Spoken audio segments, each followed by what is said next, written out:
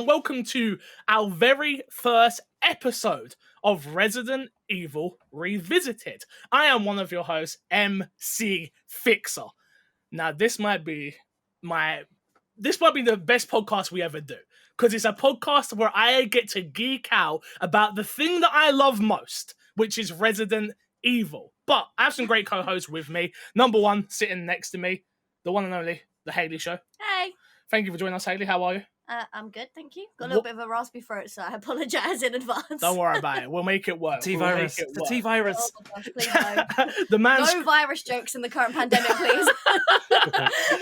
The man shouting it's the T-virus is the one, the only Despawn Games. Despawn, how are you? I'm good. No raspy throat, so I think I'm safe. Perfect. My holiday in Raccoon City was pretty uneventful, so it's fine. Nice. And last but certainly not least, you may not have seen his face, but he's definitely seen your name in the chat. It's the one and only Shotgun. Nick, I call you Shotgunmcpayne. I call you Shotgun, but probably for this I'm going to call you Nick. And then it might be Nicholas. Like, you're all over the place with a name, son, so it's kind of hard for me, all right? Different name. Just whatever comes to your brain, just go ahead and say it. You know, if you call me McPayne one time, that's totally fine. But, like, if you call me Nikki, mom's name, you know? I don't know about that. Okay, Nikki, it's not a problem. I got you, son. I got you.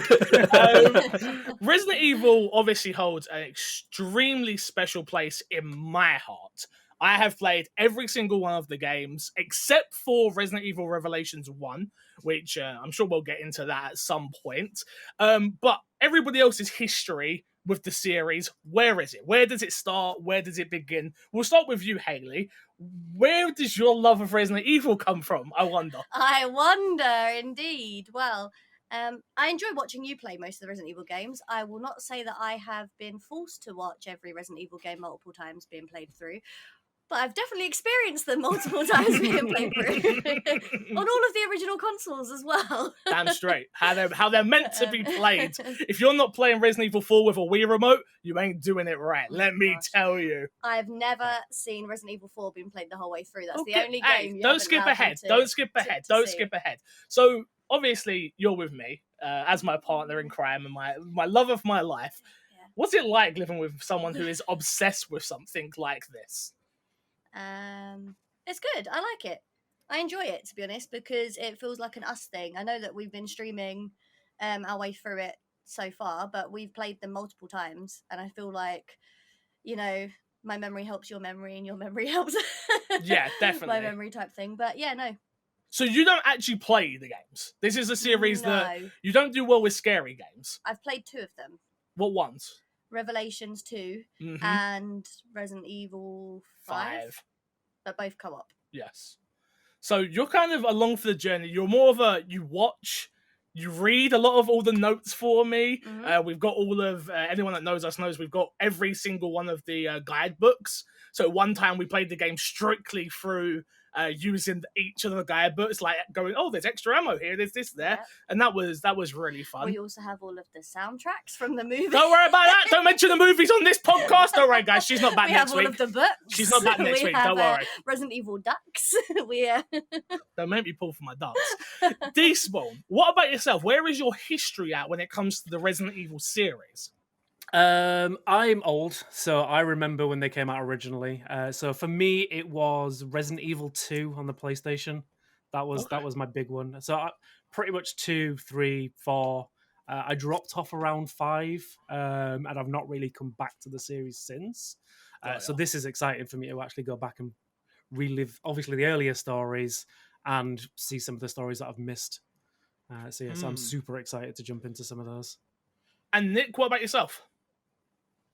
Yeah, so I mean, around the time of middle school, I was obsessed with zombies. I was watching every zombie movie. I literally going to movie gallery, RIP, and just getting the shittiest zombie movies I could find. And I was all about it. And then one of my friends we were at the lunch table, I remember, in middle school, and they're like talking about the regenerators in Resident Evil 4. And I'm like, oh, that sounds really cool. Okay, let me go check it out. And so I went with my grandma, I think I went to a secondhand store and got Resident Evil 4, and I played it for maybe an hour, and then I'm like, okay, let's not do this, guys. I don't know if I'm ready.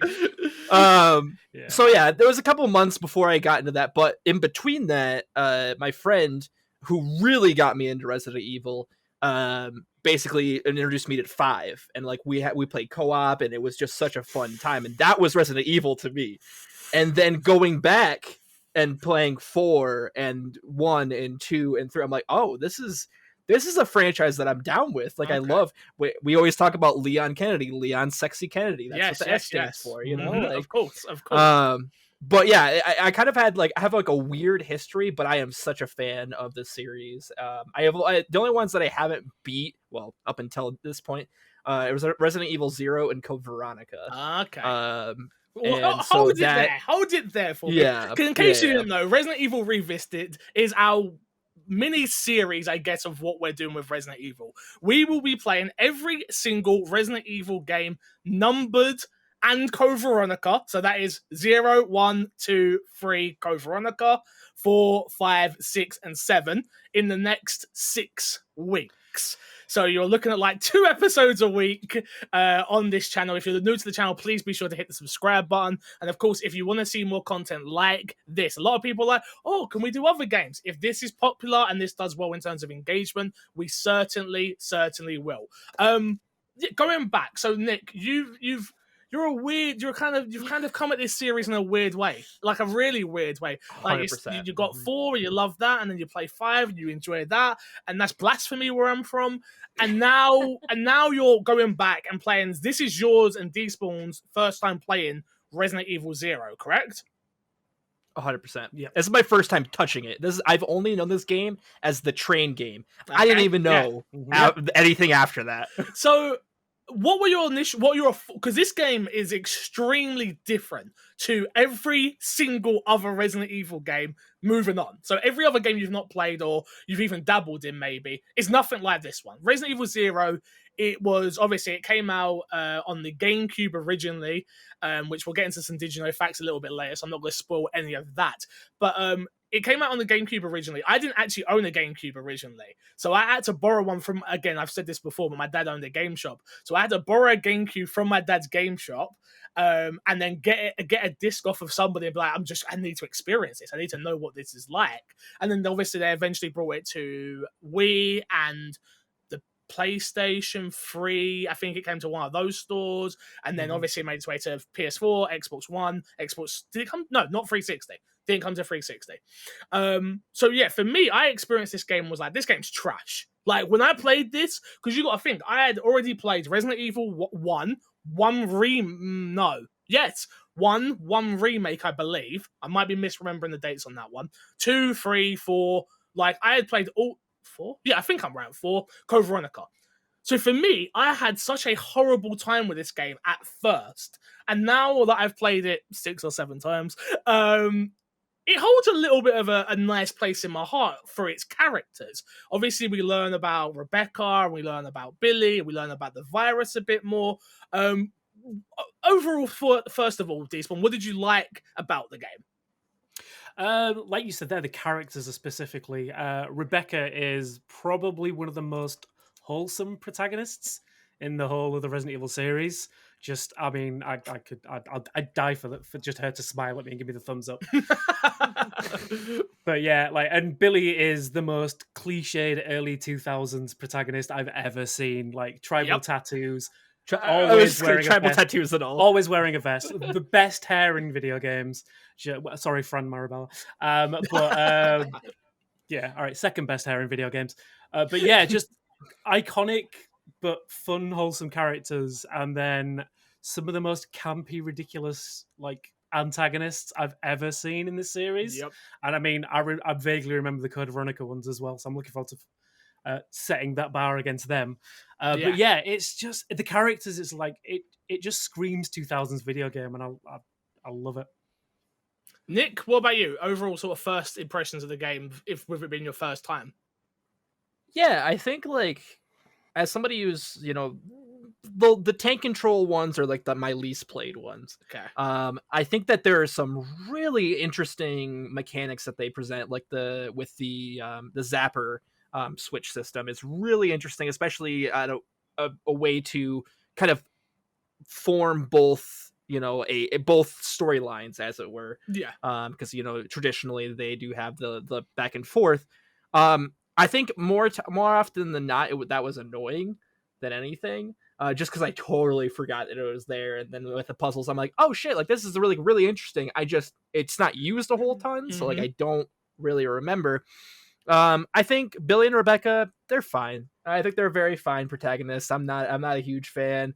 I like Rebecca a lot better than other games in this game, because she does get a little bit more character, a little bit more time in the spotlight.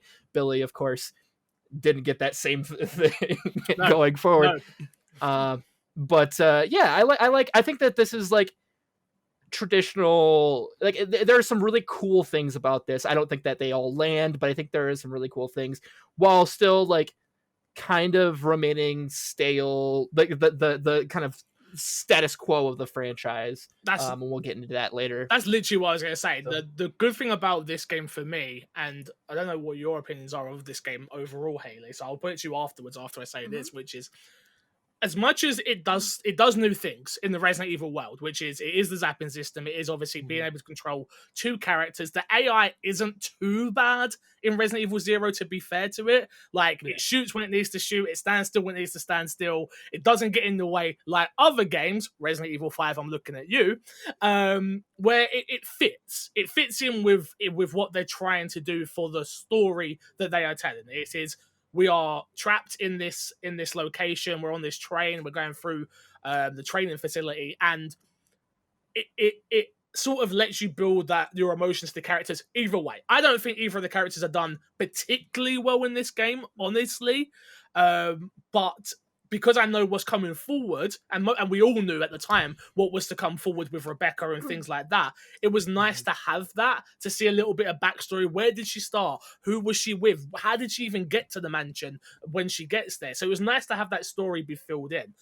What's your opinion from someone who was watching the games? I feel like this might be one of the first times that we have played through the games in in story order. We've done it before, don't worry. Because because your favourite, without giving too many spoils, you've always said it, is Resident Evil 2, right? Yeah. So quite often, whenever we used to go back and play the old ones, even on the PlayStation, we would start with 1, maybe, and then into 2. True. Do you know what I mean? And then if you started getting the Resident Evil bug again, we'd go back to 0. Yeah. So I feel like, to me, this game is just a prequel to the story that kind of comes later. Yeah, that's what it is. So I feel like, as a prequel, it's really interesting to kind of see like Rebecca's backstory, to learn a little bit more about Birkin and like Wesker's involvement.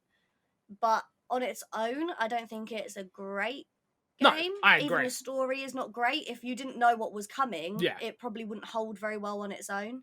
But as a prequel, I think it's valuable.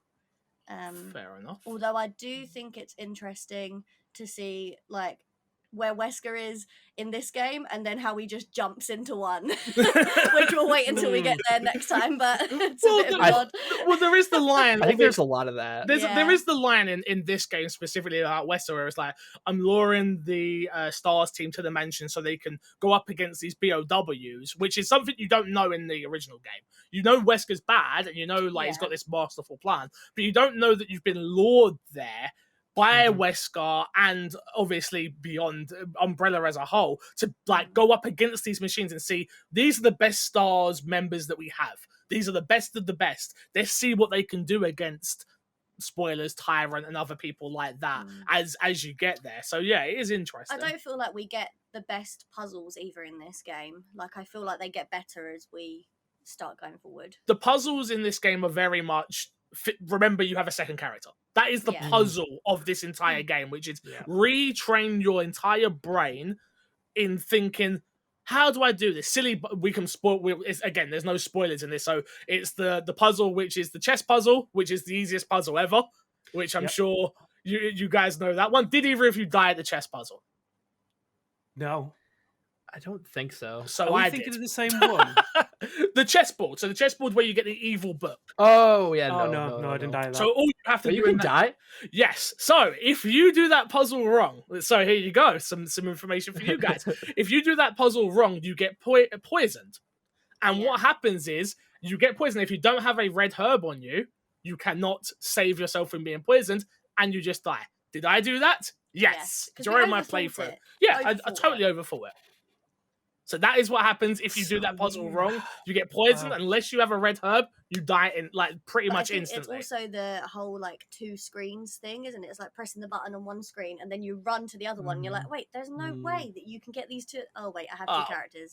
Where's Billy? Billy, get over here, man. Yeah, that one specifically I had trouble with because I'm like, I put this together. Like, am I doing this wrong? Like, I know exactly where to go. You know where the letters are. You know where the numbers are.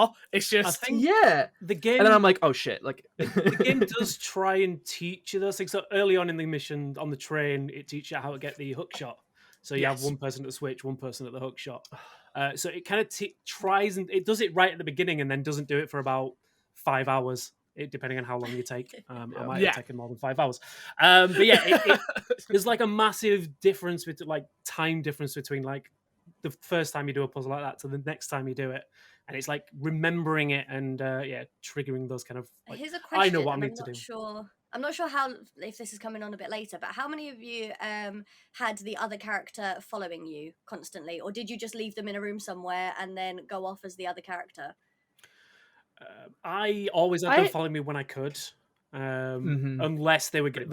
Like you say, they don't like the AI earlier. You were saying that it's quite intrusive. It doesn't get in the way and stuff. I actually found it getting in the way a couple of times. Especially interesting. In like the more close-knit places where like you're trying to get up and down stairs and things like that. So in those moments, I'd tell them to go stand in a corner, but more often than not, they'd always be with me unless the game forced you to split up. How about you, Nick? I think the big thing with me, I liked having like someone else there, but also it didn't really help the atmosphere of it. You know, like I think that's why, you know, getting into further games where the co-op is a bigger thing, I think it's less. It definitely adds less to the tension. Yes. And I think that's really. I think with the one thing with getting in the way, I figured out the right stick controls the other character. So I already knew that. Yeah. So these are the two things that for me, I am playing the game always as a speed run because I know the puzzles and things like that. I know where to put characters. So I'm going to leave Billy by this door. So he's not in the way for me because of the way I'm playing. It's like, you're going to stand here because I know that I'm going to come back to you and you're going to be here. And once you've played these games more than once, you just know it. It just becomes very intuitive. I think it's also interesting because of the difficulty that you will play it at. Because if you play at a harder difficulty, great point. When you have the other character join you, they waste so much ammo, and ammo is so much harder to find. That it then makes it a lot harder for you to get past certain parts in the game. So you'll end up having to go back to previous saves so that you can get that herb or get the like extra ammo. Yeah. Go on this one. Gun. I was gonna say the difference between ammo amounts between easy and normal is ridiculous. There was a point in the game where I had to drop ammo because I just had too much, and it was filling up spaces for things I needed to pick up. It's a great point to bring up. Thank you for bringing it up, Hayley. We all played Resident Evil 0 on easy, and the reason we did that, Despawn, you played it on easy, right? I started on normal, but I switched and then you went back down, right? Yeah. So the reason we did that was literally because of time, due to the fact that we want to get all these episodes done through to Resident Evil 8, obviously coming out on May the 7th, if I'm not mistaken. So that's the reason why we played this one on easy. This one and 0 and 1 play on easy just to get through. Every other game play on normal. Because they become such different games and it adds to the experience that much more. Like, I think games. The thing why I don't have a problem with playing this one on easy, very specifically this one, is I don't think this game's actually that scary. I don't think any moment in this game, for me, is that scary. I don't think the atmospheres, which we will get to later on, while fun, and they are kind of beautiful and they're nice to move around in, none of them creep me out, none of them scare me, none of them really like put a shiver down my spine. There isn't that many jump scares in this game. It's just not that type of game, and I think that's what happens when not only you add a second character, you feel that much more safer as soon as you're around somebody else that's also going to shoot around you.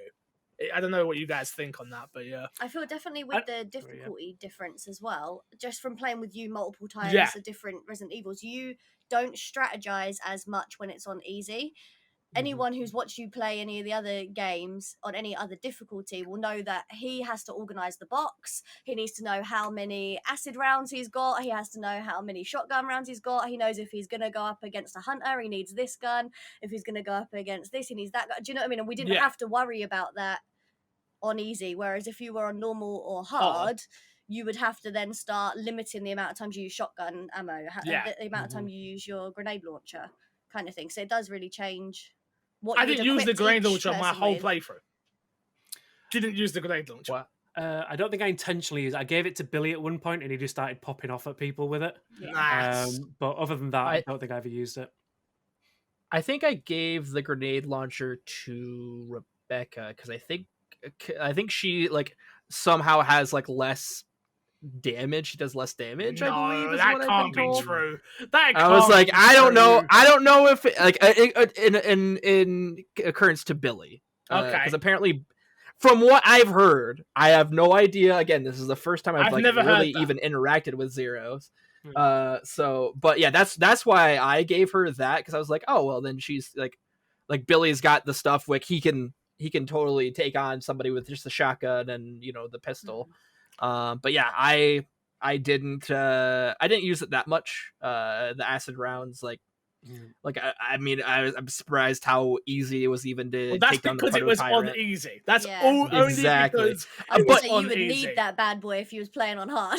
Yeah, well, that's the thing is like I feel like it's not only easy, it feels super easy. Yes, like it is. it's like Despawn was saying earlier, where they literally go out of their way to just give you health, give you ammo, and it's almost a hindrance because then you have the small item box, and you're like, all right, what do I do here? Well, what do I do there? The good thing about Zeros is a mechanic we've not spoken about, which is never used ever again, which is the leave mechanic, which it's like you take boxes away, so you're not worrying about running to a box room anymore, and it is just a pure fact of like leave. Exactly. It is such a double-edged sword too, because I came into a point where like, man, I fucking hate that hook shot. I hate it so much because it takes up so much room. 2 spaces. And you use it like 4 times. But you never want to come up to a moment where when you don't know it, you don't want to come up to that moment of like, go on. Except there is a point throughout this entire game, whenever you use an item and you finish with it, it tells you to dump it. Except for one point with a hook shot where it says it doesn't tell you that you're going to need it again or not. No. So I spent like, I want to say like 2-3 hours carrying it around with me, thinking I'm going to need it again. And then I was like, do I really need it? So I looked it up just to see. I was like, no, you could have dumped it like an hour ago. It's like, oh, great. Did either of you leave it at the train? No. I kept it past the way. No, I don't think I did. Fair enough. Let's get into the plot of Resident Evil 0. On July 23rd, 1988, a train owned by a pharmaceutical company, Umbrella, the Eclipse Express, comes under attack from a spawn of leeches. As a passenger and the crew are attacked, a mysterious young man watches over the resulting chaos from the hillside. Obviously, we know who this character is now. What did you make of the singing at this moment during the game? Weird point for an opera performance. It was one of those moments. It makes go on, please. I would say it makes sense for Resident Evil at the same time because sometimes there's just some weird shit in here. It was for me. It was that moment where when it starts happening, I'm like, okay, this is going to play into something else at some point. No. My man just decided that he wants to take down a train with leeches and sing at the same time. Because why the heck not? My read on it was that the singing controls the leeches. Yeah. Initially, that was okay. I guess that again, like that was what I saw it as. But then he turns into the leech monster. He's not true. He doesn't. There are leeches all over this place, and you never hear any singing ever again. That's true. Unless no, I can't give it to you, Nick. I'm sorry. Maybe the Resident Evil hardcore are going to be in the comments and be like, "Yo, bruh, you call yourself a Resident Evil head fixer? Maybe, you don't know about the singing leeches, bruh? Come on, come on." Moving on anyway. 2 hours later, Bravo team of the Special Tactics and Rescue Service, STARS, police force is sent in to investigate a series of cannibalistic murders in the Arklay Mountains. Arklay Mountains? Did I say that right? Arklay? Thank you. Mountains outside of Raccoon City. On the way to the scene, its helicopter has engine foul and crash lands in the forest. Because, of course, it wouldn't be a Resident Evil game Always without a helicopter. Like, I think, yeah, like 0, 1, spoilers, 2, spoilers. Stop 3? spoiling. We're going to get there. It's weeks away. It's weeks away. Right. Start the helicopter count. Yeah. You're right. Ding. While searching the immediate area, Officer Rebecca, at one of our main characters of Bravo team, comes across the Express, now motionless, and explores it. What did you guys think of the Express train as a location to explore? What did you think? How did you like it? Did you not like it? I thought it was really good. I thought it was clever that they managed to take like what was basically just a carriage and build it into like a really cool concept. I think it definitely stayed its welcome. I think it was long enough as a section for what it did. I think if it had gone on any longer, it might have overstayed its welcome. But yeah, I thought it had really cool mechanics. It introduced some really cool concepts. So again, like the partner system, the hook shot, things like that. I think they did a really good job as like just being like a tutorial section of the game. And that's pretty much where it lends itself as, right? It's like, okay, these are your characters. Even gives you the one little mini boss that you kind of fight, where it's sort of teaching you like, hey, here's your special gun. Fight this thing. You're gonna need it. I like the train. Like it's one of those locations that I do think is actually well done in the Resident Evil world. And again, like I say, as we move forward through these games, you're going to see some locations and just be like, why? Which I even think this game has some of those as well, that are just totally not needed, which they were in here strictly to be like, hey, remember these other games? Like this moment, which we'll get to a bit later. Nick, what did you think of it? Yeah, I think the train was definitely the strong point. Again, like I said, like I've always been sold as this is the train game. Like I thought that was the entirety of the game. And then when we go to the mansion, I'm like, all right, well, we're kind of treading similar ground. Like it feels like the mansion is almost like it's different enough, but it feels like a similar layout. Like it's like, hey, like you said, like, hey, remember Resident Evil 1? Like I think we're jumping ahead, but let's still do it. I want to do it anyway. Which is, I agree with you wholeheartedly, but I do think it makes sense actually for its story, which is this is the training facility which links on to the mansion. Like you can get there between each other. Obviously, you do get there, sort of thing. I don't dislike it, but it was very much a hey guys, remember this world. Yeah. There was definitely a point where I thought that, like, is it the same mansion? Obviously, not playing 0 before. I was like, when you first come into it, up through the spoilers through the floor. There's a point I look around. It's like it's got the same stairways. It's got the doors either side. Like, is this actually the same mansion? But like, yeah, like you say, it's different facility, but it has that nod to the first, like, well, Resident Evil 1. Which I think is obviously what they were going for. What did you think of the training facility as a whole, as a location? The train or the training facility? We can do both. I think that the train lends itself well to like the character development and the way that they react to each other, because I feel like without the train, Rebecca and Billy don't really need each other. So they're kind of like trying to get themselves off of the train and trying to help each other, survive the train. And then it's because of that relationship they've built on the train that kind of keeps them in contact in the mansion. I feel like if you only had one or the other, it kind of wouldn't build that bond between the two, because you don't have to be with each other the whole way through the game, so you could play as we did 5 hours never seeing the other character, and then all of a sudden you need them again, so I feel like that train kind of forces you to use them together to kind of build that story. But yeah, I totally feel like the mansion is just a carbon copy of better versions to come. I hear that. I hear that. I think Resident Evil does that a lot. You'll see that with even DLC that you'll play, which is you're gonna play and be like, is this the exact same? It's like, no, it's not, but we're still tugging on those same strings of I guess remember Resident Evil 1, our most iconic game? if you're trying to get Mhm. sales, right? It's like if it's like not broken, don't fix it Yeah. type situation. But Moving on though, as she explores the train for answers, she teams up with Billy Cohen, a former military force. Renaissance. Thank you very much, Renaissance officer who was to be executed for killing 23 people until the military police van transporting him crashed within the region.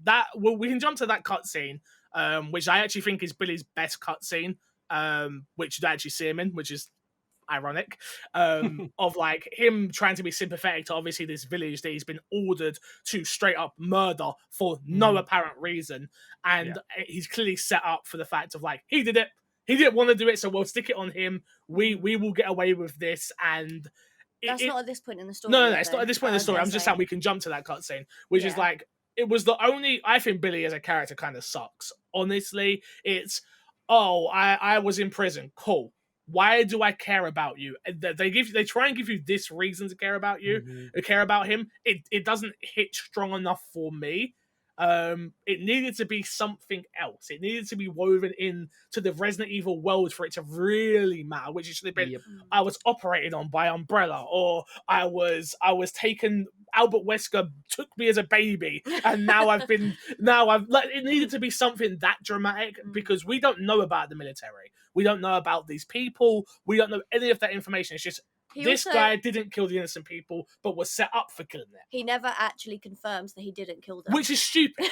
He never actually confirms. So he could have had to do it, if you know what I mean. And then they still set him up for it. Yeah, he never actually confirms whether he ever killed someone or not. Like, whether it was by force or by choice. He just never confirms or denies anything. Interesting. I thought that was also very vague. Yeah. Like, it was just like, so did he kill those people? Did he not kill those people? Like, he's like, yeah, I feel like it was...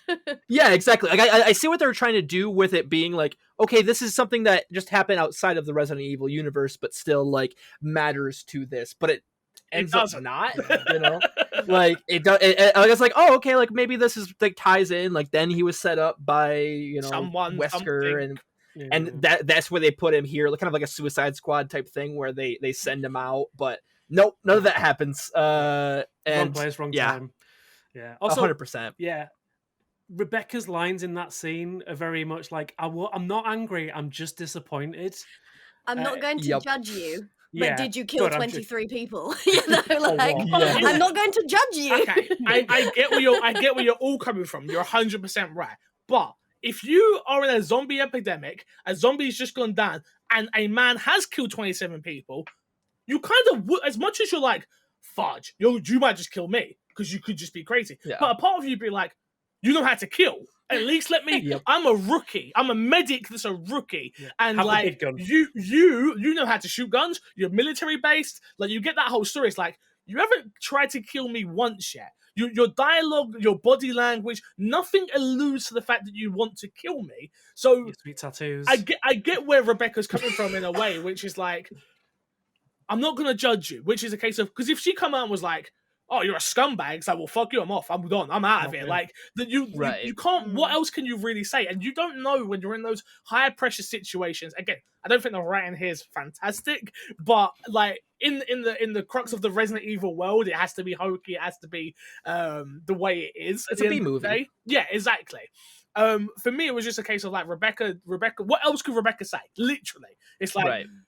I am going to judge you, I'm going to arrest you now, because it's my job to do that. Nope, you're not going to say that to the guy that just killed 27 people and is being escorted. Do you think he's killed 27 people and the 4 in the car?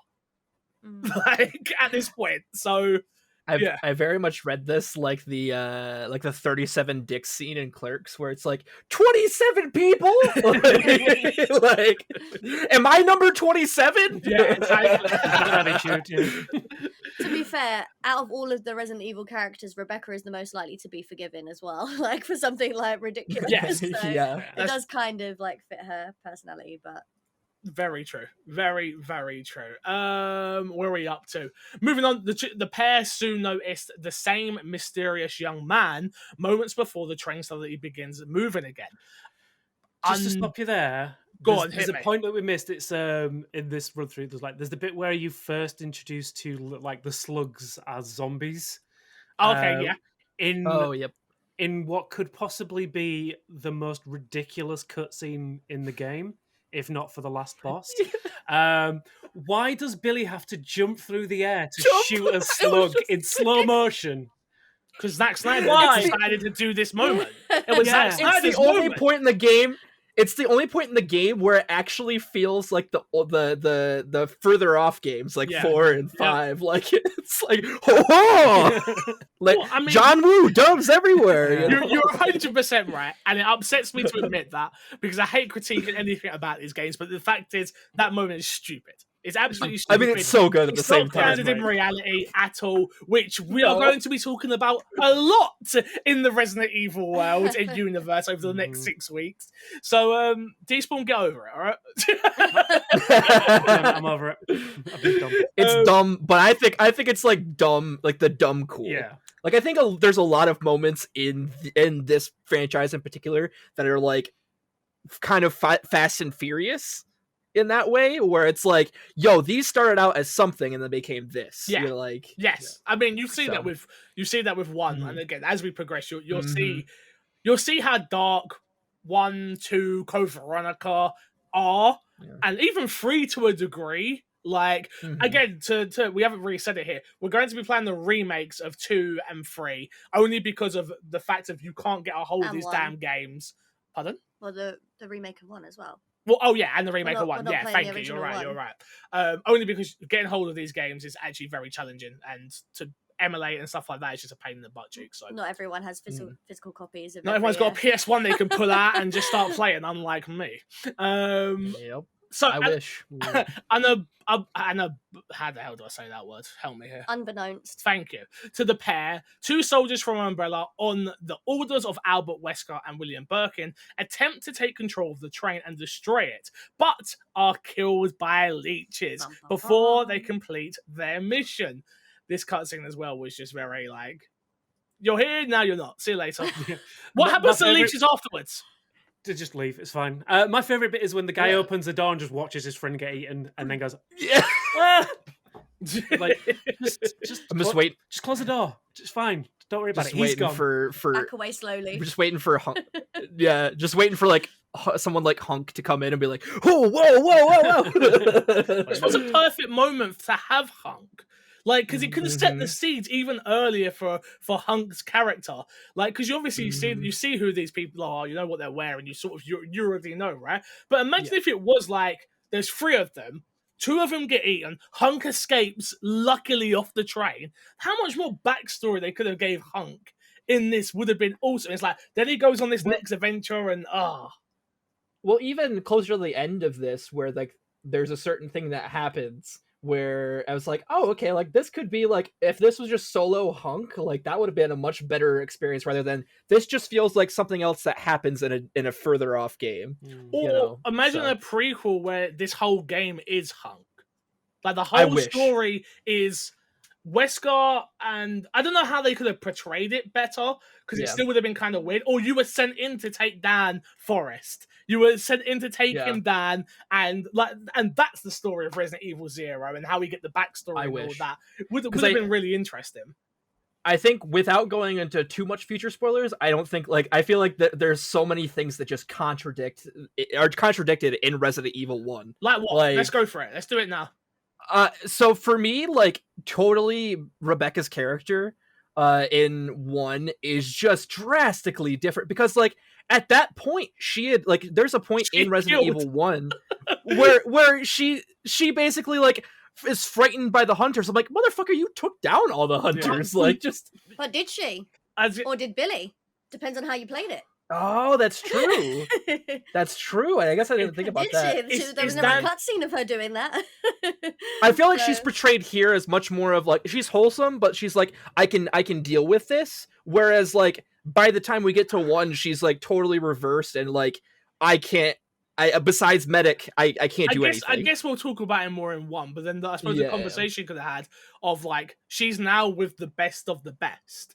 Mhm. Right. So her character would be, what do you need me to do? My job is a medic. That's Your job fair. is to shoot, which is, it's not like That's she fair. ever shies away from the fact of like, and a hunter, again, as you progress, like hunters get worse and more stronger and stuff like that. Yeah. So I think it was more a case of, it could be Stockholm, not, is it Stockholm syndrome would have been? Like she's scared, not Stockholm syndrome.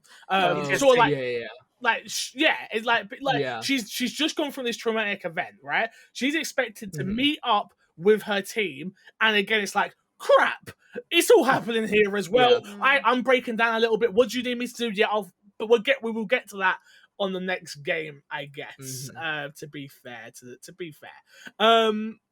where am I up to? As the train speeds out of control, Rebecca and Billy apply the brakes and avert its course towards an abandoned building. Upon exploring the area, they discover it to be a disused training facility for future executives of Umbrella, and that the former director of the facility and the corporation co-founder, Dr. James Marcus, was responsible for discovering the so-called progenitor virus in the 1960s and decided to examine its potential as a bio weapon. This is actually one of the things I do like about the game. The training facility and the story behind T-Virus and the fact that it was tested on people. This is something we don't get this in any of the other games to this extent, in terms of seeing dead bodies, the skulls, the area, the notes that you receive in all of this. The story is some of the best for me, just because it is that there's a diary. I don't remember who writes the diary, but it's very much like, I need to remember all of the puzzles to get out of this. I need to do this. I need to do that. Oh my God, I can hear the screams of these people who are being tested on. Am I next? And that's where the creepiness of the game comes from for me, is this entire area. What about, we'll start with you, Hayley. What about you? Like the training facility in terms of it as an area, how does it do well for you? What did you think? Yeah, I really enjoyed the area. I enjoyed quite a lot of the cutscenes as well. I feel like you get a little bit more like in-depth cutscenes in terms of like the experimenting and how like the transformation happens and all that. But I definitely think like you hit a nail on the head. Like if you didn't read all of the notes, it probably would have less impact. And I know that you mentioned before we started this podcast, you know, it's really important you read every file, read every note that you come across. And I think that some people only have like a surface experience of Resident Evil if you just play the games and you ignore all of the notes, because a lot of the story and a lot of like the emotional connection and a lot of the fear of the game comes from reading people's experiences as they were going through it. Yeah, and I think you completely hit the nail on the head with that. What about you, Nick? Yeah, I love seeing the Spencer and like seeing more behind that, like just the culmination of everything, kind of just like seeing more behind like the actual strings that are being pulled rather than, you know, the Wesker and that sort of thing. I love seeing Birkin and Wesker actually like working together. Like that just like gets me all giddy and shit. And then especially like where they leave things at the end. It's really cool. And kind of seeing him being like actually being Umbrella before he like infiltrates Stars. Yeah. I think it's just such a cool thing to as a fan of the series to like finally like see, oh shit, like this is how this happened. And he's already working on G, like, you know, and that sort of stuff. But yeah, I love the backstory. Go on, Despawn. We'll go to you next, and then I'll jump in. Yeah, I was going to say the same thing. I love how it kind of tells that story of them both coming up together through the training facility, and how like the higher ups wanting to work to get them to fight each other, and it turns out that they end up basically killing them off and taking over Umbrella, as it were. And it's just that backstory building up, and like you say, it's one of those things that you would 100% miss if you were just kind of playing through for the gameplay elements rather than the actual story, and you're not reading those diaries and the memos and things like that. I think it does a really good way. It's a really good way of building out the world without a lot of like expansive, ridiculous cutscenes, which this game still has. But yeah, I think it did a really good job of that. Yeah, I think the Wesker and Birkin scenes are some of the best in terms of they're simplistic, but they tell a very meaningful story of where we're going, which again is what this game was meant to do. This game is, we already know what you know, that is expand upon that in the right ways. And yeah, I think there's one diary that you've mentioned there, Despawn, which is the one where they are like, all right, I've been told to get them to play off against each other every opportunity. And I grew up with a big brother, 2 months older than me, so I know that whole like tension between two people. Like you're both wanting, for me and my brother especially, was like we both wanted dad's attention, and I can feel the gaps here of like, look what I did. No, look what I did. No, look what I did. I just did this, and I did it this much faster than him. And you sort of get it, and then again, where the story goes, it makes a lot more sense to how everything plays out. It's very, very much a foreshadowing, which you taught me about foreshadowing in films and stuff, where it's like, oh, he learnt this old tactic and he's using it again, eh? Especially when you see like Birkin and Wesker side by side as they're killing Dr. Marcus, and you're like, Birkin, don't get too close. You know, don't go too far. Don't go too far. Don't go too far. I just want to say two things. I definitely want either a team up movie, a CG movie of Albert and I love that. William, or like a short game, like just something, because I love that dynamic, you know. And the second thing, I believe it's in the training facility, where they play the piano. And I love just the nod where because I initially went to go play as Rebecca, because I'm like, all right, let me see what she does. Yeah. And then she just fucks it up, and I'm like, I'm like, she doesn't get that training until later. But then also it begs the question, everybody just knows how to play piano in this universe? Like, Billy just sat there and went, I got this. Yeah, exactly. Yeah. Like, it makes... Go. No, go.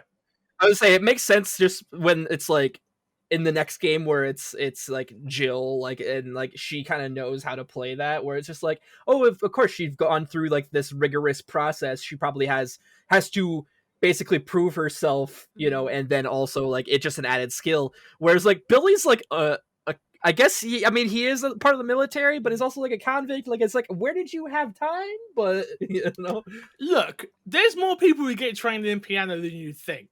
All right, exactly. Billy just happens to be one of those guys. He was meant to be in a jazz band. He was going to be down with everybody, and his life just took a weird turn. It's not his fault, all right? It's not his fault. Don't blame him. Shout out to William Cohen. You know, it happens when you randomly kill 23 people.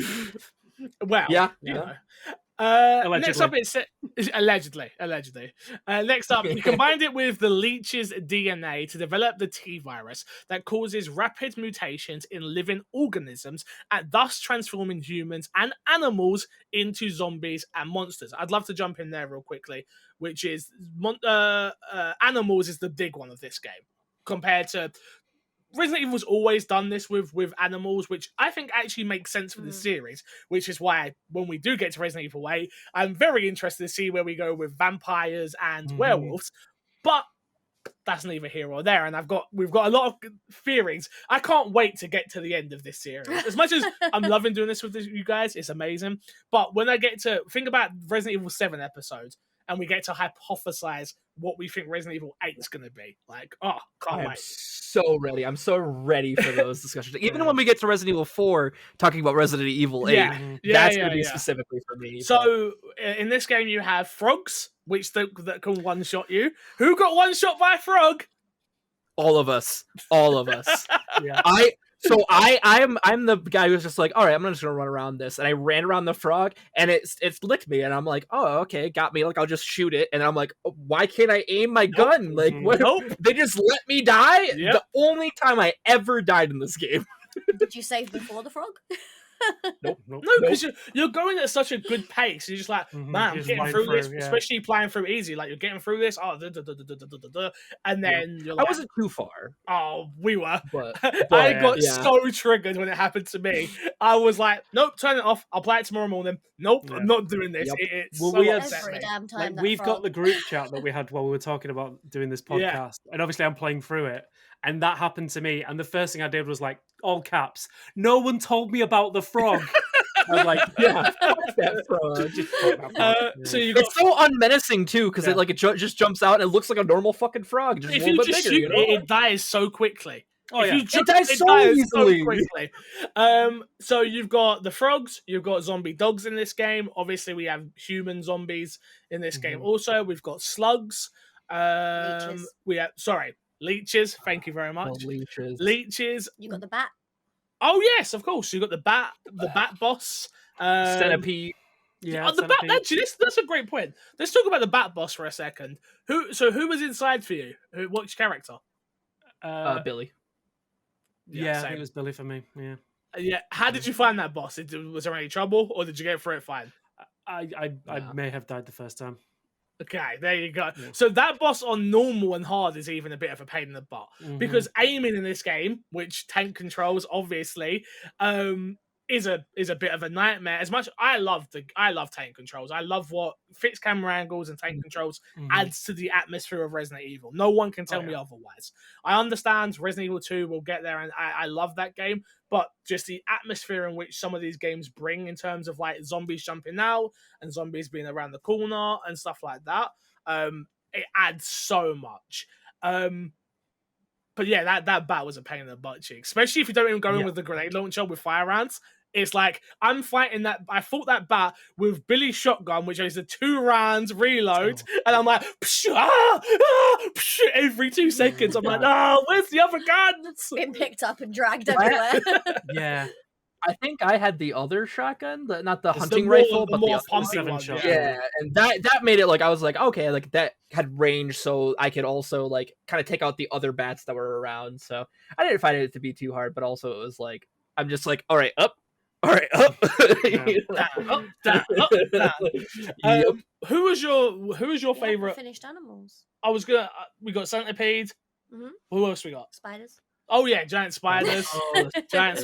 spiders. We see. They were like a non-issue for me, the spiders. They were not an On issue, Again, easy. they were just, like, because it's on creepy. easy. Because spiders in Yeah. this game, if you get hit with poison and you ain't got no Poison. you ain't got no herbs, You're you're dead. in trouble in Resident Evil. So yeah, I feel like that's Scorpions as well. We didn't talk about the scorpion on the train. Yeah, The giant one scorpion in the Mhm. train. Oh yeah, that's the First boss. the first boss. boss. I like what they do with this game in terms of its enemy types because I feel like there are enough of them that it still stays interesting, but not too overbearing in any of them. There's not too many spiders, not too many dogs, not too many anything. They're just a rat and mat for everyone. It's a I good think. origin I will as well, say- right? Because you're showing what they started experimenting on first. Exactly. And we all know with Yes. everything, everyone like tests animals first. So it was Yeah. like, oh, how does this one react? How Yeah. does this one react? Before they kind of start Shame we didn't see injecting any rats. humans. No rats. But yeah, no. Would have no been rats. cool to Yeah. just see because it would have been again another dope throwback if we just saw some rats running along. Mm. That would have been amazing. Yep. But I think I agree with Hayley there. That's something I was gonna say. I'm like, it's just so cool to see like the experiments, gone wrong. But also fuck the eliminators. Fuck the monkeys. They suck. They're like Yoda in Soul Calibur 4, Yep. where they're too short for their own good, Mhm. and you can't hit them worth shit. So if they just keep hitting you, you just die. Like You're dead. You're dead. It's like, They oh, fucking you have to run out of the room to come back in to try and shoot it. You're like, oh, get out of my way. Yeah. You're The pain one in for the me backside. that I It's so ate hard the to get most- around, Yeah, too. the monkeys I was relatively okay with. It's the early ones, the kind of slug zombies with the whips. Those Yeah. ones Yep. can just get right in the bin. The ones that take I hate multiple ammo Uh-huh. as And well. then just get Yeah. giant And then legs explode. and they first. just blow up.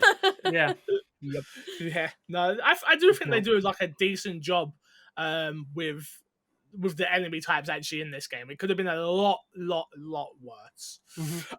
Moving on note, he combined it with. Oh, I did that part right. Yeah, you're on Like the the next part, leeches. right? Yeah, I'm on the next bit. Sorry, No, do was I'm there. on this bit. She's doing a Okay. Hayley to me, guys. See this? This is what I get. This is what I get. As the pair continue to explore the facility, Wesker decides to leave Umbrella and join its rival company and make plans for research on the T virus, while Birkin refuses his offer to join him, instead opting to complete his research on G virus. Later, Rebecca becomes separated from Billy on her own. Sorry, she encounters Captain Eric Martina. Enrico Marini. Enrico. Oh, well, what did I say? You said, I don't know. Not Some that. other rubbish. I Not forgot that. about Enrico. Which I want to talk about Enrico so bad. We'll but get not that to yet. that later. Yeah. But not yet. Okay. Who tell? Go on. Do you want to do it now? We can do it now.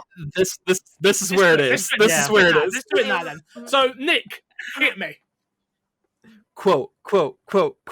Got my notes and quotes. Okay, so I like it.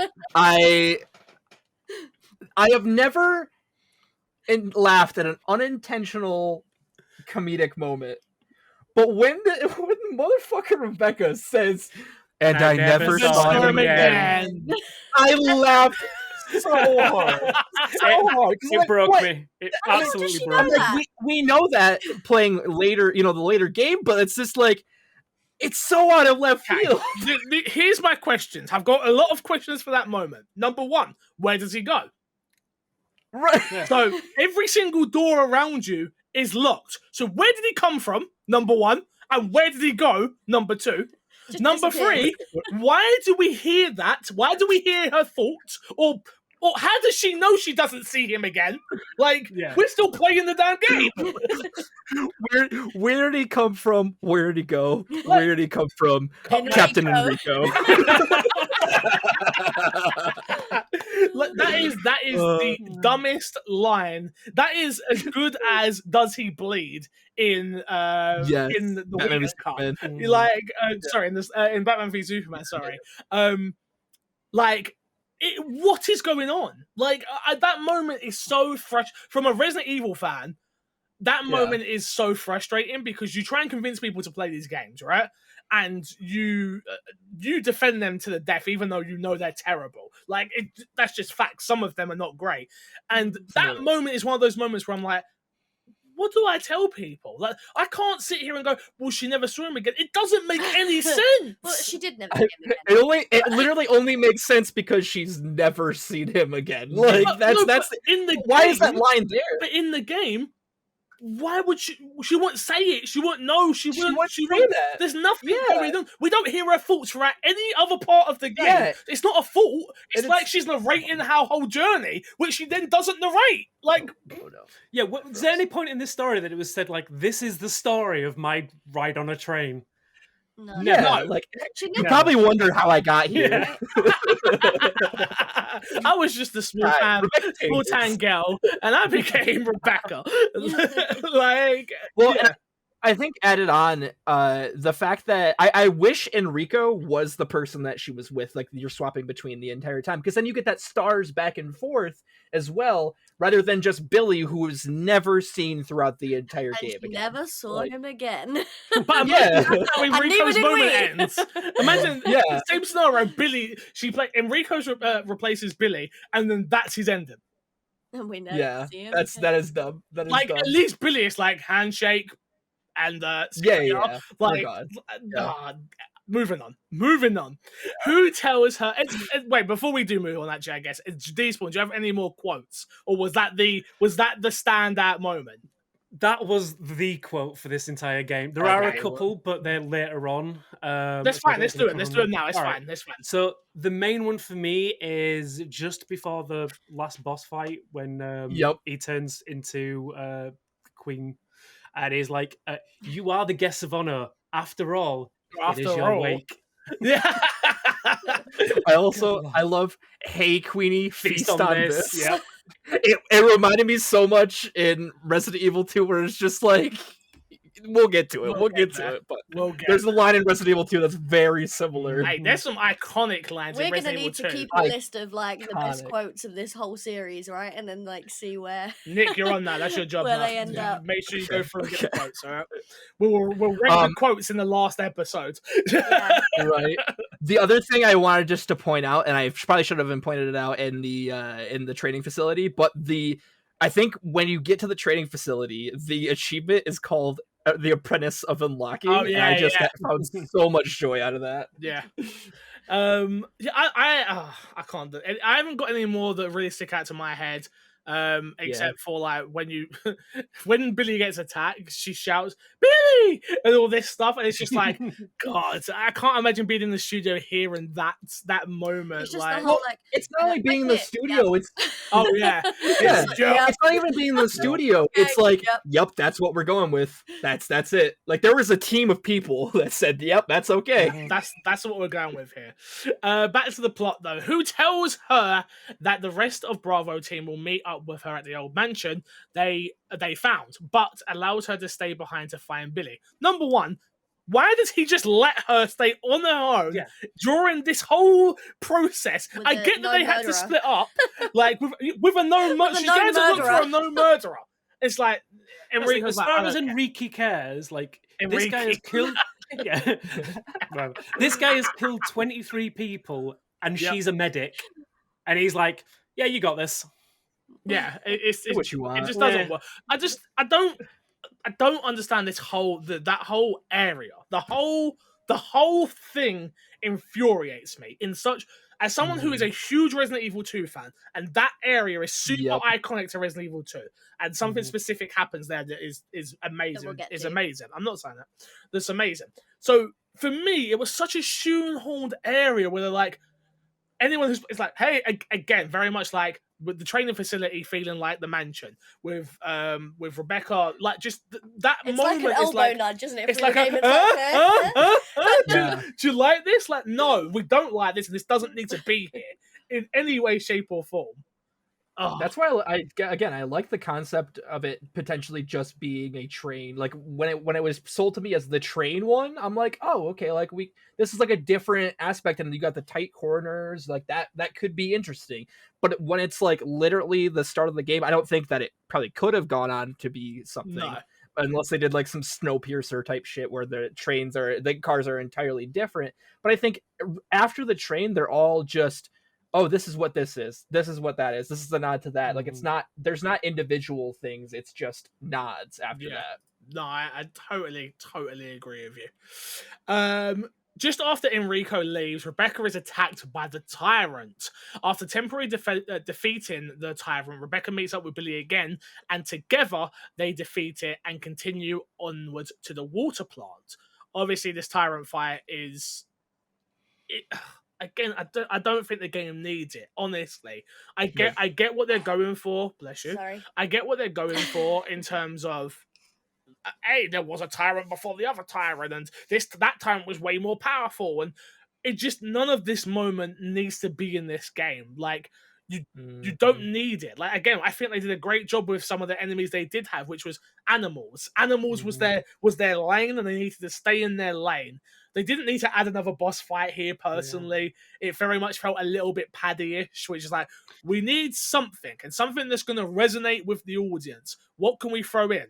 Because it's not earned. Seeing the Tyrant in this game is not earned at all. No.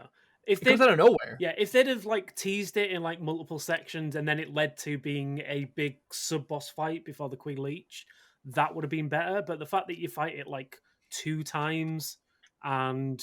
it's not that iconic of a fight. It's, again, if you're playing it on easy, a couple of magnum shots and it's done. And it's like, I think it's so similar.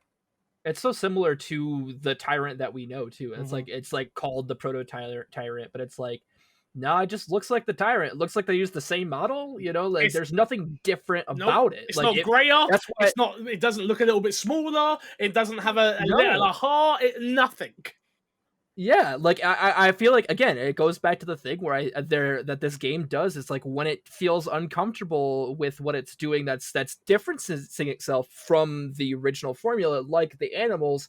It's like, oh, remember this? Like we don't think this game, like it feels like they don't think that this game can stand on its own. Yeah, which I think at parts it doesn't. Solely because of that, because of the fact that it's nodding to this environment or this enemy, like I feel like it doesn't do enough on its own that really makes you like confident in this is a standalone game. This is really, this is where we're going with it. Yeah. No, I agree. I think the areas are an okay nod, but yeah, the bosses, like you say, the Tyrant was just like, it's egregious in its inclusion. I think it just does not need to be there at all. What did you think? I think everything that you've all said, really, it just kind of takes away from seeing the tyrant again later on in other games, because in your head you're like, oh yeah, well, I've already beaten this. Do you know Yeah. what I mean? Like, I can Yep. imagine it, like us playing like 2 already and then going back. It's just annoying to see a weaker version of him as such. But if you were to actually start from the beginning, I can imagine it would take the like fear away from seeing him later on. I just don't think he's needed to be exactly the same. Yeah. Oh, I get that. I get that. Where are we? Let's have a look. See here. Eventually, Rebecca and Billy catch up with the leech controlling man, who happens to be Marcus's final experiment, Queen Leech. 10 years earlier, Marcus was assassinated on the orders of Umbrellas, yep, other co-founders, Olson E. Spencer, who salt his. Is that how you Sort say his that one? research. So his research, cool. Oh, again, it didn't. If it don't work up in the noggin, it don't make sense. I'm like, what? That don't sound right. After his corpse was dumped, Queen Leech entered his body and reanimated it, gaining his memories and abilities to shapeshift, whereupon it believed itself to be Marcus, and ostracized orchestrated. Thank you. I feel ostracized sounds way better. Orchestrated the T-virus outbreak in the facility and on the train as a means of revenge against Umbrella. Let's stop there. Okay, this cutscene. Go on. Man, talk about reusing cutscenes, you know? Like, Like, like, what did you think of it? Like, it was just like frustrating again. Of like, Yeah. did we need this? I feel like we don't, but I do like. I think Hayley pointed out something earlier that was like dead on the nose. Is like, I think it's cool to see like Wesker and Birkin coming in and being like, "Oh yeah, looks like you fucked up this time." Like that sort of part I'm thing. fine with. It's the actual leech going down the body Yeah. and through the body. Yeah. And I Oh, yeah, understand yeah. how a virus works. Like, I get Yep. it. Like, the leech went through him, did this. Cool. I can get behind that. But did I need this long cutscene showing it? Also, You did didn't they like explain why they managed Yeah. to dump the body randomly next to the Queen Leech? Like, Right. why? I mean, what, you're going to ask them, what, you want there to be sense in these games? How dare you? I'm assuming they shot open Imagine. the tube the Queen Leech was in. Maybe. I mean, maybe. maybe. Maybe. Who knows? Maybe. Who knows? knows? Who knows indeed. After temporarily defeating it, Billy and Rebecca attempt to escape to the surface via a lift. Jazz has William Birkin trips to the facility's self-destruct mechanism, pursued by the Queen Leech. The pair eventually kill it and escape before the factory is destroyed. Following their escape, Rebecca notices the mansion. We'll stop there and I'll read this last part afterwards. Obviously, this is our final boss battle. It's actually not a bad boss battle when you play it on normal. Obviously, again, we disservice ourselves in some of these fights playing it on easy, unfortunately. But that's just the way the cookie crumbles. I like the whole scene.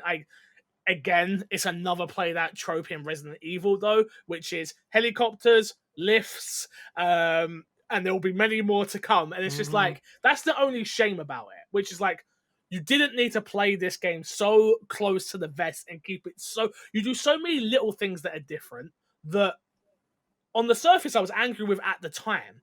But after that, I actually really enjoy about this game, way more going back and playing it. So I enjoy the zapping system. I enjoy the fact that it's different, which I won't say going forward in some of the other games. I think this is done well enough, which they could have learned from this game and then when they made 5 and 6 and other games, but they didn't. And yeah, this whole moment, I don't hate. What did you guys think of it? We'll start with Despawn. What did you think? Again, like you said earlier, like playing it on easy kind of ruined the moment a little bit. It felt like more just like a case of waiting for the clock to tick down, rather than actual like being in a boss fight. But the idea behind it seemed pretty cool. Obviously, for anyone who's not played it, you play as Billy fighting the Queen Leech while Rebecca is opening a sunroof, in essence. Which, again, problem I've got with this. Big problem. Point in this entire game did they explain that leeches don't like sun? Not a single part of the game do they mention? Not in a file that I will. Maybe I am wrong about that. Maybe there is a file that I haven't found. But I've played these games multiple times. I don't ever remember there being one. I could be wrong, but even if so, they needed to hit that for it to be your final set piece moment. That needed to be alluded to in either a cutscene or a piece of dialogue or something. Or some of the facility had to be in complete darkness, right? Like in order, like when they were experimenting or whatever, it should have been like an obvious thing where it's like, oh, there's no light allowed in here because tell it through the story, or whatever. You're right. Do you know what I mean? Or if when you're running through the mansion or the train, if you walk into light, you notice there are no leeches, and in the darkness there are. Or something needed to be, a bit more significant than this last bit, because how would Rebecca even know to open the sunroof? The crack comes through, doesn't it? Yeah. You remember the crack comes through, it's like, it doesn't like light! It's like, okay, cool, I guess. It's scared of weather! It doesn't want a ton! Ain't we all? We're gamers, come on. Nick, what did you think? Yeah, I like the idea. I think it goes along with what I think about this game as a whole, where it's like I like a lot of what they're trying to do with some of these things, but I think like the execution is just barely not there. And I think when they stray off and kind of do their own thing, that's when it's the strongest. But I think like especially like in this boss fight where it's just like, yo, I kind of done this already because I played the other games. It kind of like it was like a thing of like, I've played this in, not only have I played this in other games, I played this in better games. And I think that there's something that's so, like you said, so great about the zapping mechanic, because it's so, if it was used more and used a little bit better, I think it'd be perfect. And I think the other thing is, the one thing I don't like is that they don't have item boxes. Like, I think that was super annoying just in terms of like management, in terms of, if I leave something here, I have to come all the way back for it. Where there may be some things that, hey, I might want in an item box. So I think if they use some of these ideas and basically combined them, it would have made for a better game. But then, of course, they never do, which again is what I think about this overall boss fight. It's just like, yo, it's almost there. It's almost there. Yeah. I think you mentioned there that I have a big problem with this game is the item management system. The big problem, again, we mentioned it earlier with the hook shot. There's the point in the bat fight where after you've defeated it, you need the hook shot. The game never tells you that, never kind of hints at it in any way. So obviously, I've left the hook shot way behind because I'm gearing up for a new boss fight. So I fight the boss, have to spend 5 minutes walking back just to try and find where I left it. And it's that whole system where, like, if you'd have just put a container like they have in the other games at the edge of that boss fight so you could get it after, that would have been fine. But yeah, and I think there was a lot of that, of like having to drop weapons that I know I'll need at some point, and then I'm having to come back for them. And yeah, I think it's not even you need, but like it takes for someone like me, I'm a veteran in the game. I played enough of them, right?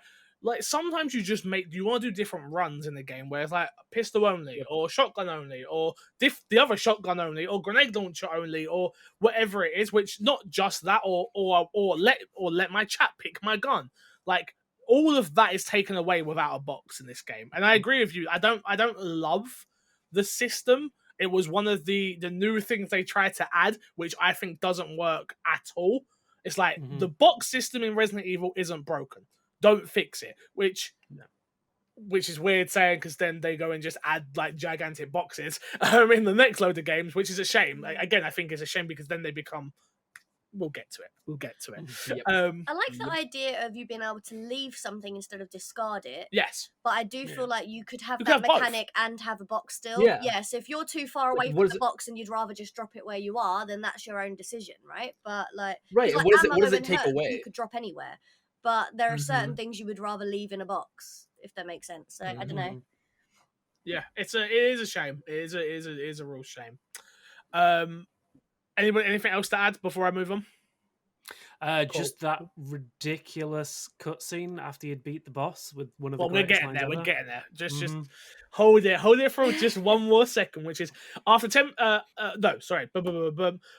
Following their escape, Rebecca notices the mansion that Mirini, thank you, mentioned, and prepares to head for it. Before she does, she assures, thank you. I was going to say accuses Billy. No, No. assures Billy. I knew in my head that one right. Assures Billy that her police report will list him as another casualty of the incident.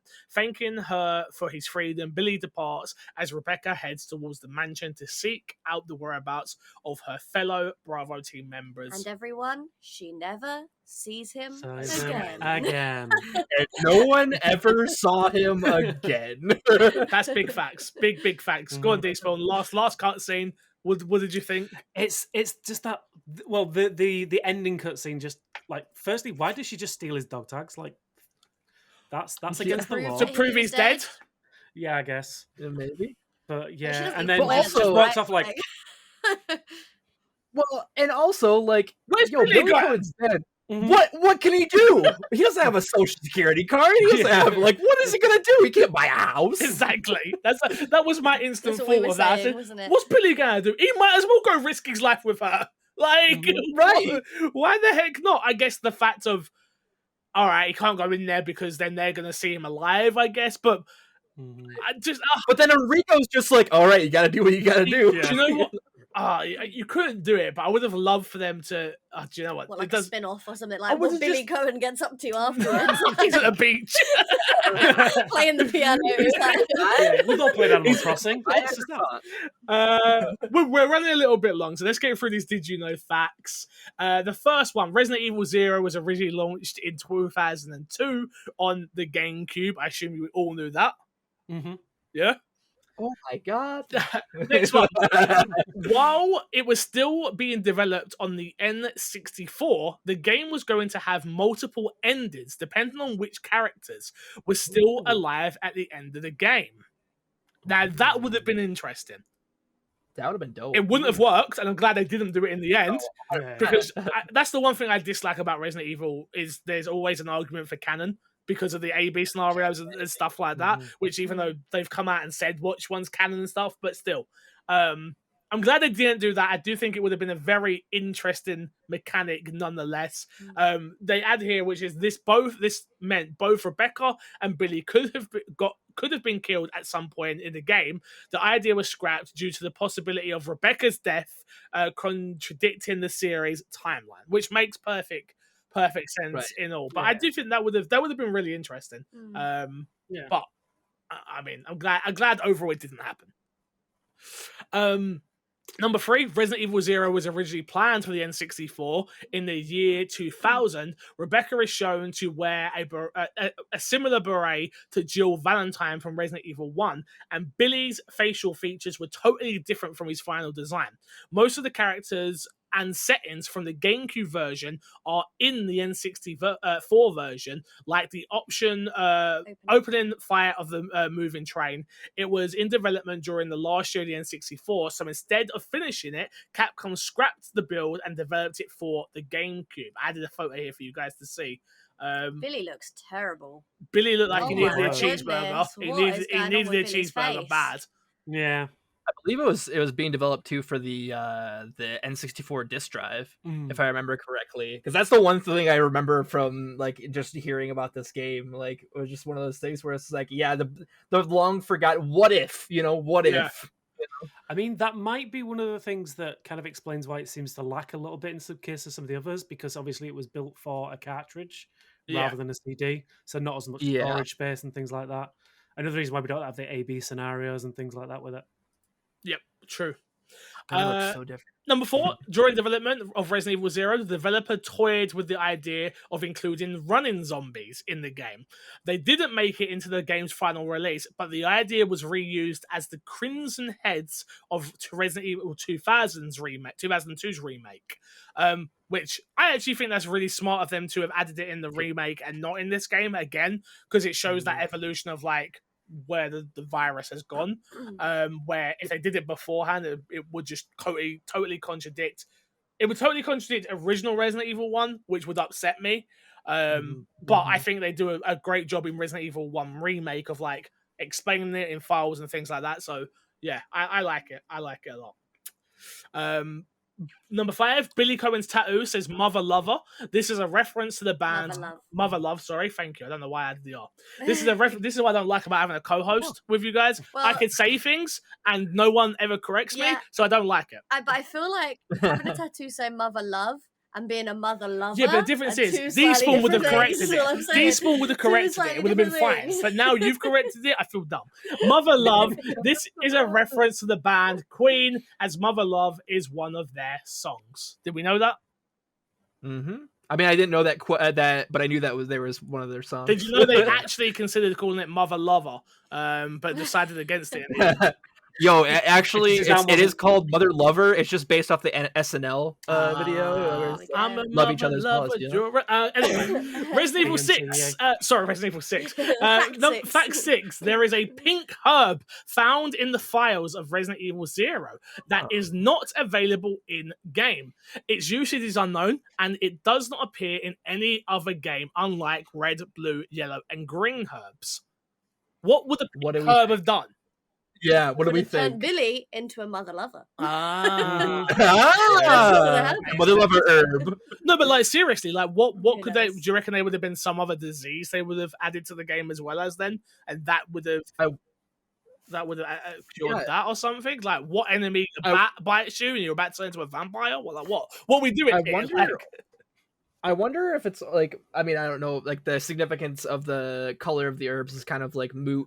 But besides obviously what's in game, but I mean just in terms of healing and poison and all that.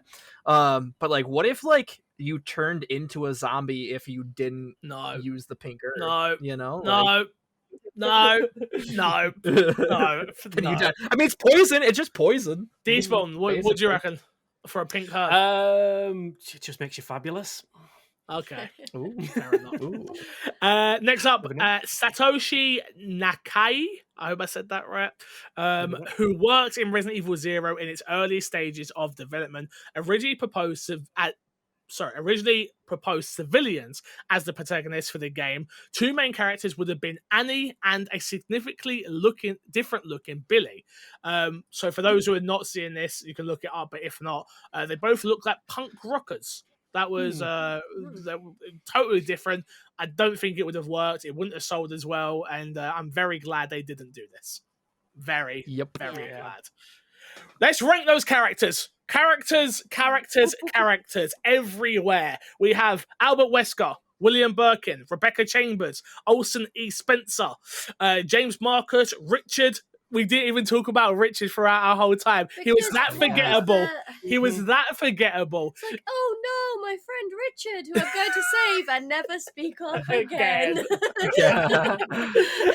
Billy Cohen and obviously Foster Spencer. May I just say, they totally just left Richard to blow up with the training facility. No one ever got him back. He was dead. He was just gone. He's dead. You saved him, no? With the... It was a different game. Oh. Yeah, different game. Technically, yeah. In this game, maybe not. I don't know what happens to him. You know, like it's a weird one. It's a weird one. Yeah. We got 8 characters here. If we had to make a list of favorite to worst, who's your favorite? Yeah, it's hard. It's hard. I mean, for me, it's Birkin and Wesker, 100%. Like, I mean, is that because of their like I'm talking about in the this story game. or this game? Yeah, this game. Like, I think like their moments shine way brighter than any other moments in the game. Like their dialogue between each other, their like their kind of like villainous back and forth. I think that is like, even without like the knowledge of the more games. There is so little of it, but I think when it does happen, it shines so bright, in my opinion. And again, it's specifically for this game. I think that their back and forth is like, you can see the competitive nature of it. Like I like that. I tell you what we're doing. We're gonna pick one of our favorite characters, one character we have to decide on, and each from each game. And so Wesker It will be this Wesker. It will be Resident Evil 0 Wesker. And then we'll Can take him forward to Resident Evil 1 and we'll build our list that way. Imagine if, That's like, how we'll at the do it. end, we've just got all the different variations of Wesker. My Yeah. favorite is Wesker. The next game is Wesker. Wesker. And then No. Wesker. So, Yeah, right. Wesker's not my favorite in this game. If I had to pick my favorite character in this game, it would be Rebecca. Yeah, Because mine too. because for me, as much as it is still hokey, it's not well written, there is still a lovable element to Rebecca throughout the entire game. And I still, as much as you disagree in Resident Evil 1, she gets a bit scared. And I do think in this game there is that sense of she's still scared throughout the entire game. It isn't, she isn't this killing machine. She isn't, as much as the game then can make you play it like that, you don't have to play it like that. And that's something that's open to interpretation at the end of the day. Like, you can have your Rebecca and not even hold a gun the entire game. You could do that if you wanted to. So for me, if I had to pick one character out of this cast, it would be Rebecca as my number one. Hayley, who would you go Mine would with? be the same, Rebecca. It would have to, for me, it would have to be either Rebecca or Billy, purely because of the amount of time we get with them. But I feel like Billy's trash. Billy just does have, he Yeah, just Billy's. has no character development. There's no reason to really care for him. You know, I don't know. I just think Rebecca is a better all-round character, to be honest. Despawn? I'd agree. Yeah, I think they try to give you moments where you want to care about Billy, like the whole talking about what happened in Africa and whether he did or didn't kill them and that kind of stuff.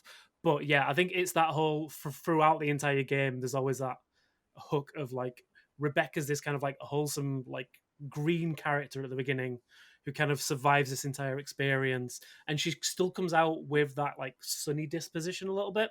So like it doesn't change her that much. So she's still a survivor, but like it doesn't change her, so she's not broken by it. Obviously, when we get into the next game, it's a little bit different. But in this game, she still got the character that she started with. And I think she has very good upper body strength to hang on for so long. Is all I'm saying. Is we forgot about that moment. That moment is awful as well in this game. Which like we've touched on enough of the main bases, but yeah, like that moment is. You could literally take an hour to get back to her. She does fall, I think. I do believe she can actually fall. But that didn't happen with me, and I went the entire wrong way. So you're again on easy.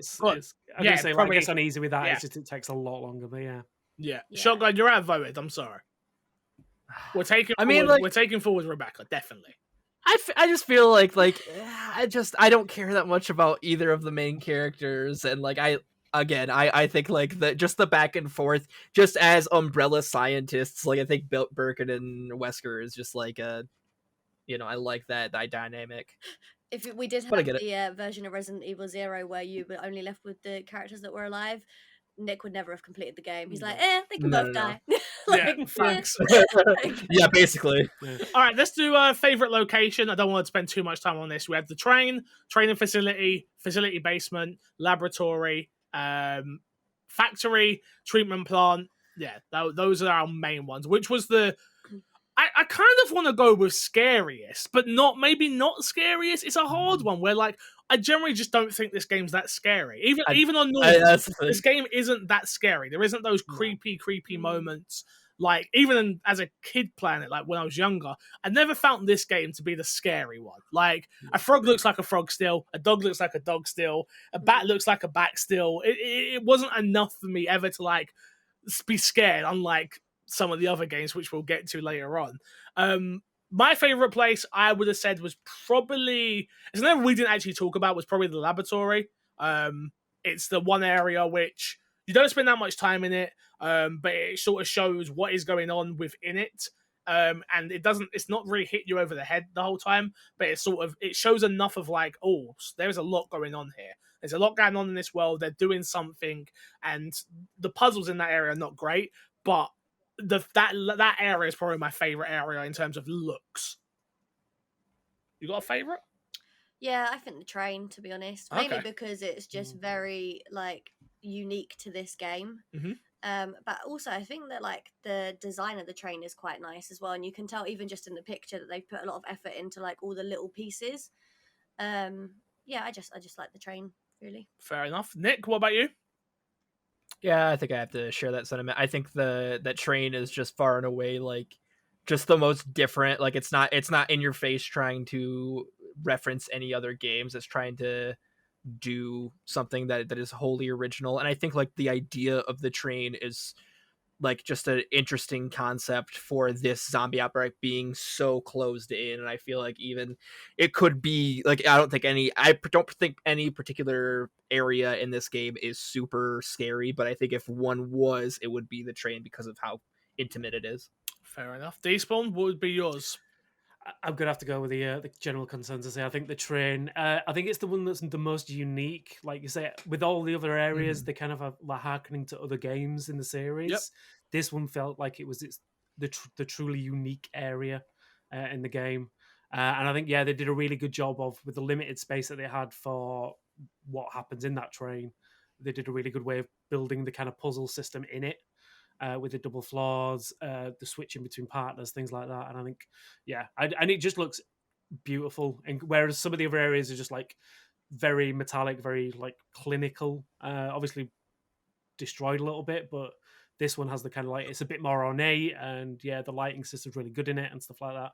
And I think it just works a lot better. And for it being the train game, I think the train just helps it stand out that little bit more. Fair enough. I will not argue with you both, any of you there, to be honest with you.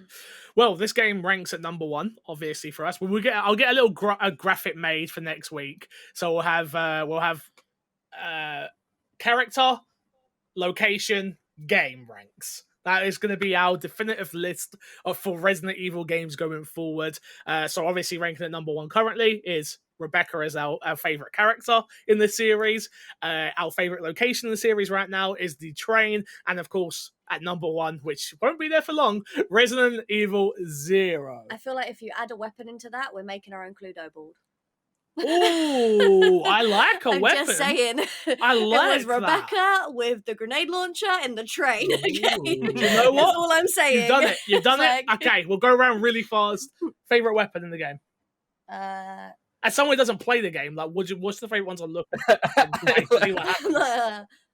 The Magnum, because I feel like it's like special. Iconic. Nick, favorite weapon? Magnum. I'm definitely like it's the Barry Birkin thing, you know. Okay, like... okay. Despawn. Magnum. I was gonna say the pump you are action such shotgun, basic bitches. Nah, Mine is. I love the. Did you guys get the additional part for the pistol? Yeah, I love that pistol, and that pistol looks cool as well with the scope on top of it. Even though you're never aiming down scope, you're like you're doing this the whole time. But still, like that's my favorite gun in this game. Hence why I used it the whole damn way. Like I just run around like pop, pop, pop, pop, pop, pop, pop, pop the whole time. But I've been outvoted, so we have Rebecca in the train with the Magnum. In Resident I knew it. She murdered those people.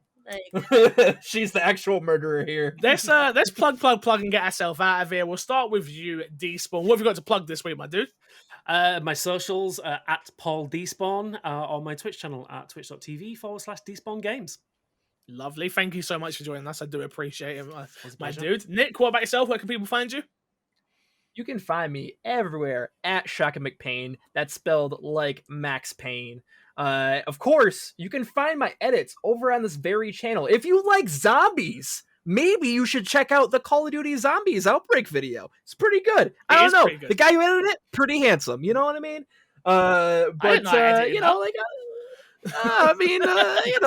But yeah, just basically, if you want, let's get some more series like this. Comment below. Get some interaction on this video. We need to see that, you know? Definitely. Hayley, where can people find you? Or do you not want to be found? No, you can find me on Twitter at TheHayleyShow21. But if you want to support more of this content happening, you should head over to patreon.com/MCFixer. And you should definitely check out his TikTok. Yes. TikTok's blowing. Okay.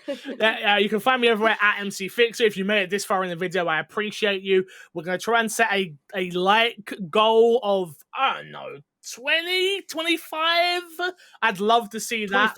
25, 20. Yeah, that's perfect. 25 likes on this video. So if you've got an account, make sure you hit the like button. We want to hear your thoughts in the comments below. Did you agree with us? Did you disagree with us? Let's see your rankings. What was your favorite location? What was your favorite weapon? Who was your favorite character? And all that jazz. Thank you all for watching. I do appreciate it. And until next time, we have love you. We will see you all later. I didn't do the rest of it. It's just, didn't do it. It's fine. And Bye. I never And saw then him again. And then we never we'll saw see you- him we'll again. We'll see you again. Hey.